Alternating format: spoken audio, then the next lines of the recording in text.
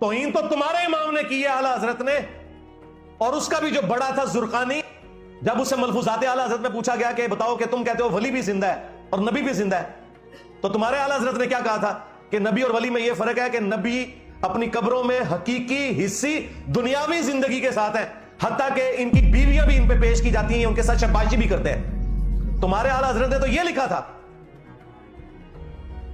گستاخ تو وہ لوگ تھے، انہیں شرم نہیں آئی کہ بخاری مسلم کی حدیث ہے، میری طرف کوئی ایسی بات نہ منسوخ کرنا جو میں نے نہیں فرمائی، ورنہ اپنا مقام جہنم میں دیکھ لینا۔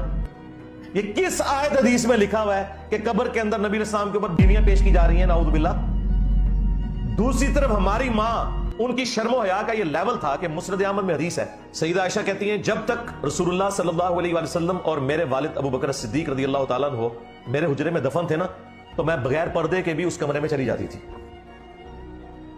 جب سے حضرت عمر دفن ہوئے نا، تو میں اب اس قبروں والے پورشن کے اندر بغیر پردے کے نہیں جاتی، کیونکہ پہلے تو میرے خامند اور میرے والد تھے، اور عمر نامحرم ہے میرے لیے۔ وہ ماں والا رشتہ تو اپنی جگہ ہے، لیکن یہاں ماں والے رشتے میں پردہ بھی ہے۔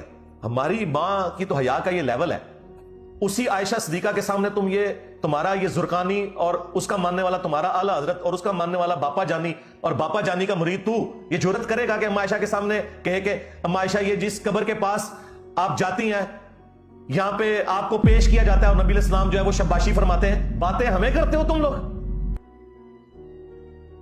اور اسی جملے کی وجہ سے کتنے لوگ ہیں جنہوں نے بریلوی چھوڑی ہے، ان میں سے ایک میں بھی ہوں۔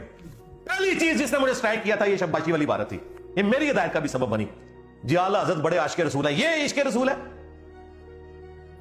تمہارا کیا لینا دینا سیدہ عائشہ سلام اللہ علیہا کے ساتھ؟ تم لوگ تو غدار ہو۔